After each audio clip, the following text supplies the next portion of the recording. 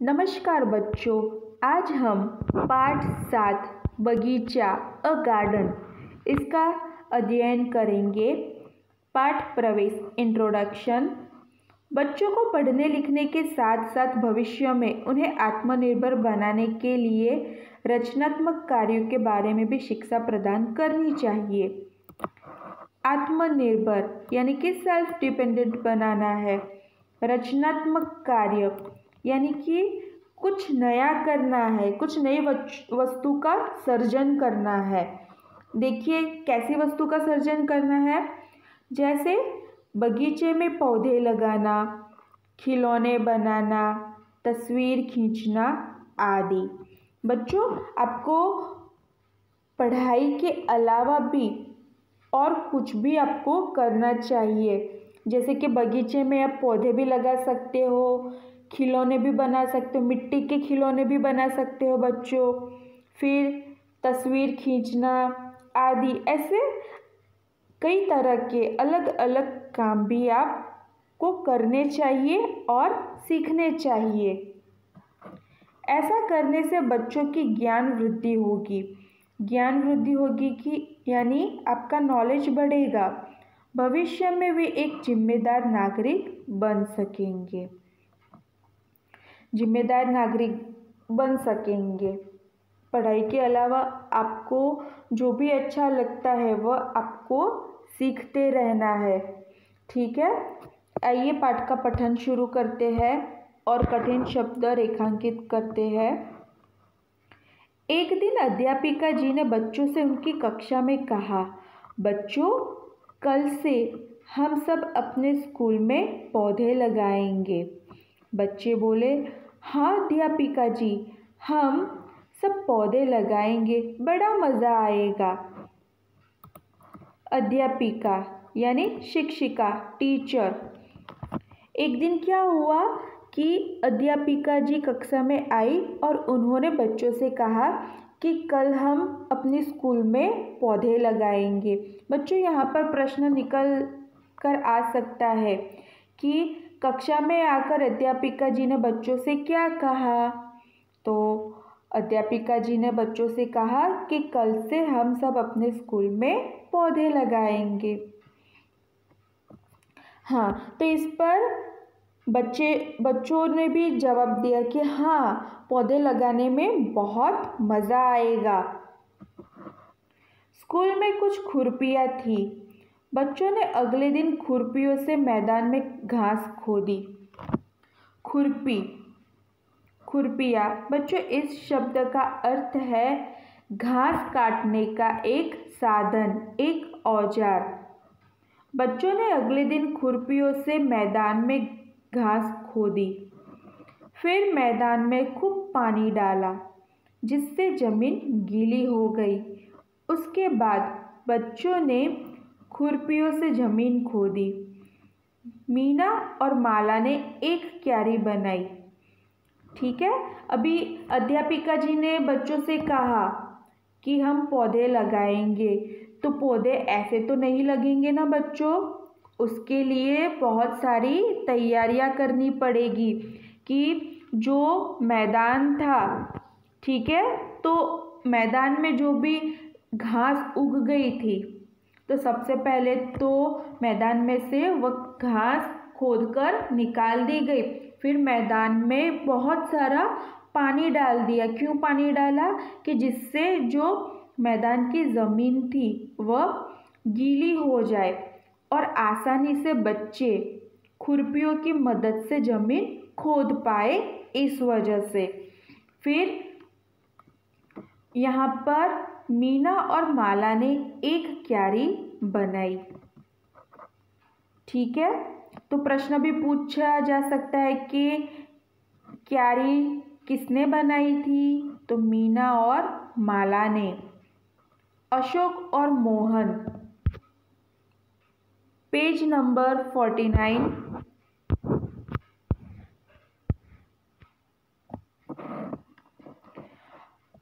अशोक और मोहन ने मिलकर दूसरी क्यारी बनाई। पहली क्यारी किसने बनाई थी बच्चों? मीना और माला ने एक क्यारी बनाई। और अशोक और मोहन ने दूसरी क्यारी बनाई। इस तरह कई क्यारियाँ बन गई। बच्चों ने क्यारियों में खाद डाली। ठीक है, तो क्यारियाँ, ये क्यारियाँ क्यों बनाई जाती है बच्चों? कि ज़मीन में गड्ढा करना पड़ता है। ठीक है, फिर अभी देखते हैं आगे क्या हुआ। बच्चों ने क्यारियों में खाद डाली। ठीक है, खाद यानी फर्टिलाइज़र, इसका क्या इस्तेमाल होता है कि बच्चों जो खाद होती है उससे पौधों को पोषण मिलता है और उसका विकास जल्दी होता है। बच्चों ने सबसे पहले क्यारियाँ बनाई। देखिए, ये मैं आपको दिखाती हूँ। ये देखिए बच्चों, यहाँ पर जो अशोक और मोहन है उन्होंने ज़मीन में क्यारियाँ बनाई। अब इसके अंदर बीज डाला जाएगा। ठीक है ना जी। अध्यापिका जी ने बच्चों को बीज दिए। बीज यानी सीड।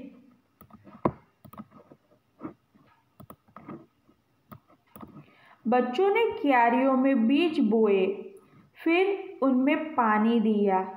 इसके बाद प्रतिदिन बच्चे नियम से बीजों को पानी देते रहे। ठीक है, प्रतिदिन यानी कि हर रोज़, एवरीडे। क्या किया कि अध्यापिका जी ने बच्चों को क्यारियों में डालने के लिए बीज दिए, फिर बच्चों ने क्यारियों में बीज बोए, फिर उनमें पानी दिया। इसके बाद इतना काम तो हो गया। अब असली काम अब शुरू होता है कि बीज तो डाल दिया, लेकिन रोज़ उसका ध्यान भी रखना पड़ेगा ना। प्रतिदिन हर रोज़ उसे नियम के अनुसार पानी देना पड़ेगा। आगे देखते हैं। कुछ दिनों बाद बीजों से अंकुर निकले। अंकुर यानी सीडलिंग। अंकुर धीरे धीरे बड़े होने लगे। यानी बच्चों ने क्यारियों में जो बीज डाला था अब वह धीरे धीरे उगने लगा था। बच्चे रोज़ पौधों में पानी देते रहे। पौधे बड़े होने लगे। कुछ दिनों बाद पौधों में फूल लगे। फूल बहुत सुंदर थे। वे कई रंगों के थे, लाल, पीले, सफ़ेद और गुलाबी। देखो, जो बच्चे हैं आपके जितने आपकी उम्र के, उन्होंने क्या किया कि जो क्यारियाँ बनाई उसमें बीज डाले। अब उसके अंकुर निकले थे और आज भी बच्चे रोज़ उन पौधों को पानी देते थे। अब पौधे धीरे धीरे बड़े होने लगे थे और कुछ दिनों में तो पौधों में फूल भी लग गए थे और फूल बहुत सुंदर दिख रहे थे। फूल रंग बिरंगी थे। देखिए बच्चों, यहाँ पर दिख रहा है ना आपको, लाल, पीले, सफ़ेद, गुलाबी आदि तरह तरह के रंग बिरंगी फूल यहाँ पर उगे हैं।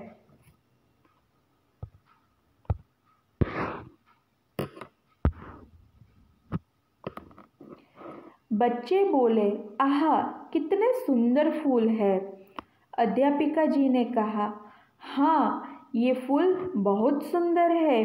देखो, तुम इन्हें तोड़ना मत। बच्चों, फुलवारी से तुम्हारा स्कूल कितना सुंदर दिखाई पड़ता है। देखिए, अभी यहाँ पर बहुत सारे सुंदर सुंदर फूल खिले थे। बच्चों को ये फूल देखकर बहुत खुशी हो रही थी। क्यों खुशी हो रही थी?